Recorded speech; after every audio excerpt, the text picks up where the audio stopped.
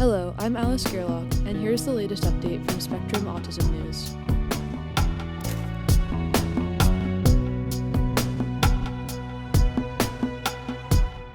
New technique details brainstem's response to sounds, by Maisha Osman. A new statistical method that analyzes the brainstem's response to sounds reveals a series of subtle differences between autistic and non-autistic children, according to a new study. Auditory brainstem response, ABR, tests are used to assess hearing in all newborns. In these tests, a baby hears a series of brief clicks, each of which initiates a nerve impulse that generates 7 electrical peaks as it travels from the ear through the brainstem to the auditory cortex.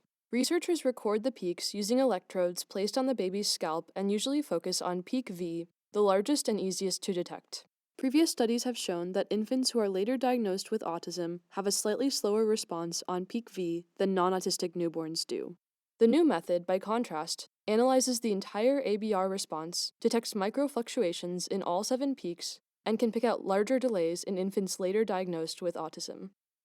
The novelty of the study is that they are taking simple recordings and getting a lot of information out of it, and that has not been done before, says Randy Kaleja, professor and director of anatomy at Lake Erie College of Osteopathic Medicine in Erie, Pennsylvania, who was not involved in the study.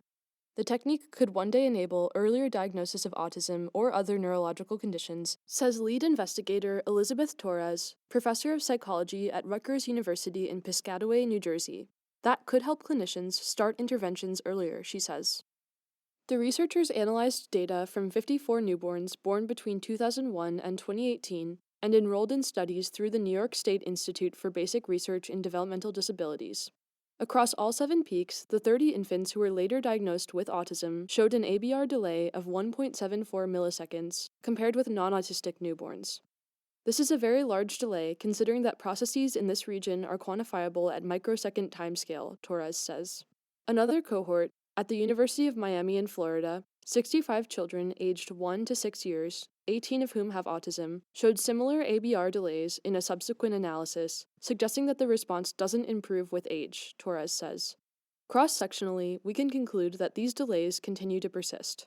The findings were published in PNAS Nexus in February. Autistic newborns also showed individual delays in their auditory responses, variation that suggests a one-size-fits-all approach to the highly heterogeneous spectrum of autism is a mistake, and that we need to subtype autism, Torres says. Going forward, Torres and her colleagues plan to repeat the analysis in a larger group and to track newborns until they are 4 years old.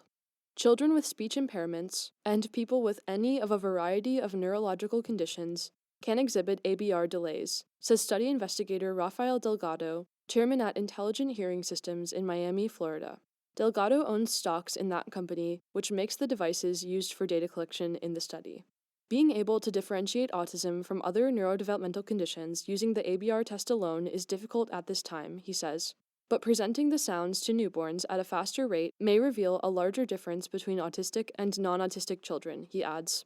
For now, the method is far from use as a clinical biomarker, and it's unlikely that a clinician without special training could use it, says Paul Kaleni, professor emeritus of otolaryngology, head and neck surgery at the University of Michigan in Ann Arbor, who was not involved in the work. The work is not at that point yet, he says, and the cautionary tale here is that you don't want to mislabel the diagnosis and almost stigmatize an infant.